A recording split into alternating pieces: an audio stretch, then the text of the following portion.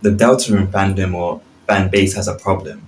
They cannot come up with theories that are like genuinely connected to the main narrative. It's always some weird, abstract, strange thing that doesn't make sense. It's like they've forgotten the main story and just doing theories for theory's sake. The biggest example of this is obviously going to be WD Gaster. WD Gaster isn't going to be part of the main plot, despite, yes, there are a few things that hint to it, but it just wouldn't make sense narratively.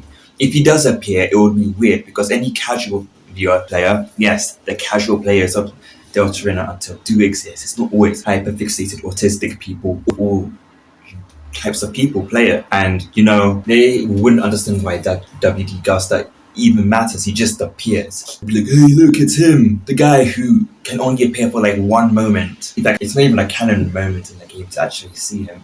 So it's like, why would you even be there? And like I said, in other words, Deltarune fans are just more interested in the mystery of the game instead of the game's story. I feel like this is the reason this is the case is because the Deltarune fans or Undertale fans are from like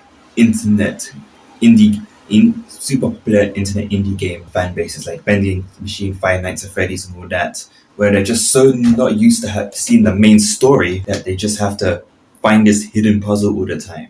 And it's kind of strange because how did you even get into that way of thinking? You have to have like consume other forms of media, right? There's no way how you have to consume other forms of media. That's possible. You couldn't just be consuming the same Five Nights at Freddy's, Hello Neighbor, and all that stuff. Or is Game Theory what you watch while eating breakfast, dinner, and lunch? Because I don't even know why I'm slandering Game Theory. I didn't even watch Game Theory like that. It's strange because why was I the only person who was able to figure out that the Roaring Knight was going to appear in Chapter 3? It just made sense narratively, because if they came later in the story, like Chapter 4 or 5, the casual audience would be caught off guard and be confused on why a character that was only mentioned in passing in Chapter 2 suddenly appear when they've already left their short-term memory. And that's the same with Tenor being like a good guy. It was so obvious that Tenor was going to be a good person, because if you looked at this previous game, Undertale, you've already had like a TV-based character that was a robot and just wanted to shine as much as they wanted to. Tenor was the parallel to Mettaton. It was quite obvious, man. And I think another reason that Deltarune fans do this whole crazy theory thing, like Papyrus and Rudy Knight, are you serious? And they're not even funny, half of these bands. It's because they just love the chase of the mystery.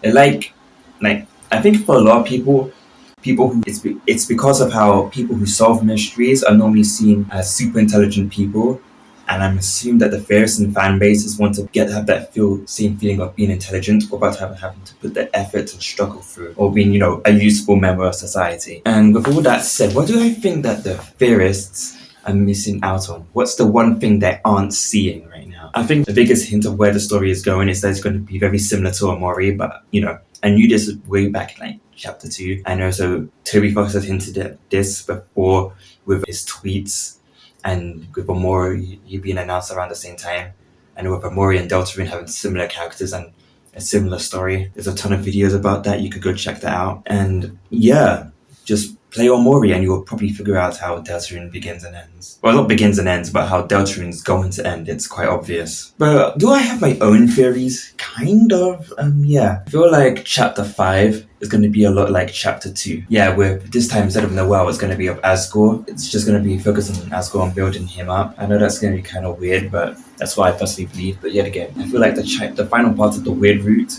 is going to be in, Chapter 5 also. But I don't think that the weird route should end there, because it's one ending. I feel like once you confirm and stuck yourself in the weird route in Chapter 5, then in Chapter 6 there will be two different types of Chapter 6 and 7s. 6, 7. Okay, what happens is there's going to be weird route 6, 7 and normal route 6, 7, and with those all lead to the same ending. It's just the journey would be different. So it all leads up to 6, 7. Yeah, and yeah, that's all I have to say. Thank you for watching this video. Check out another video of mine, and bye-bye.